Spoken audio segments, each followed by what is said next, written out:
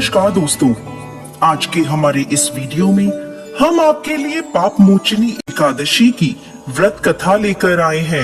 युधिष्ठिर महाराज ने भगवान श्री कृष्ण से पूछा, हे केशव, कृपा कर आप मुझे चैत्र मास के कृष्ण पक्ष में आने वाली पाप मोचनी एकादशी के विषय में बताएं।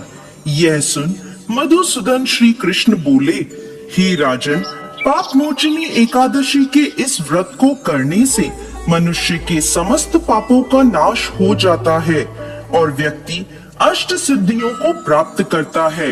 पाप मोचनी एकादशी की व्रत कथा के अनुसार अनेक वर्षों पूर्व देवताओं के कोषाध्यक्ष कुबेर के पास चैत्ररथ नाम का अत्यंत सुंदर उपवन था, जिस उपवन में भोलेनाथ के परम भक्त मेधावी ऋषि तपस्या कर रहे थे। अनेक अप्सराओं ने उनकी तपस्या भंग करने का प्रयास किया, परंतु वह निष्फल रही। इसीलिए मंजू घोषा नाम की एक अप्सरा ने ऋषि की तपस्या भंग करने का निश्चय किया। मेधावी मुनि के आश्रम से कुछ दूरी पर वह मधुर वीणा बजाने लगी और गायन करने लगी। मेधावी मुनि घूमते हुए उसकी ओर गए और उसे इस प्रकार गायन करता हुआ देख मोह के वशीभूत हो गए और उसके साथ रमण करने लगे। भगवान भोलेनाथ के रहस्य को वह भूल गए। ऐसे ही रमण करते हुए बहुत समय बीत गया।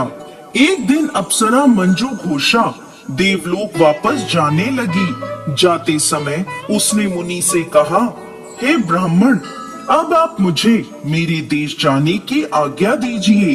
तब मेधावी मुनि बोले, हे देवी, जब तक सवेरे की संध्या न हो जाए तब तक आप यहीं ठहरो।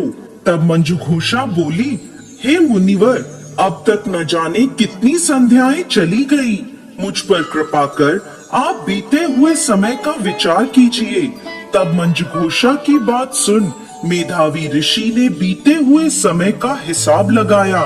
तब उन्हें पता चला कि उन्हें इस अप्सरा के साथ 57 वर्ष बीत गए हैं। मंजू घोषा को अपनी तपस्या का विनाश करने वाली जानकर मेधावी मुनि उस पर क्रोधित हो गए और उन्होंने उसे श्राप देते हुए कहा, पापिनी, तुमने मेरी कठोर तपस्या को नष्ट किया है। मैं तुम्हें श्राप देता हूँ कि तुम पिशाच योनि में चली जाओगी।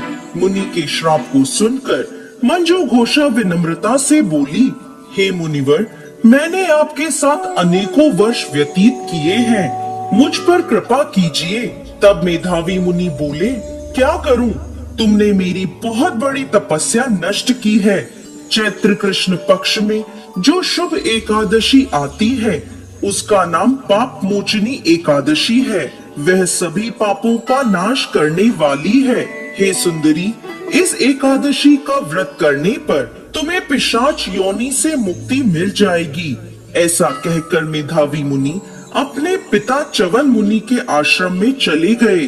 उन्हें देखकर च्यवन मुनि ने पूछा, बेटा, यह क्या अनर्थ कर दिया? तुमने तो अपने पुण्यों का नाश कर दिया।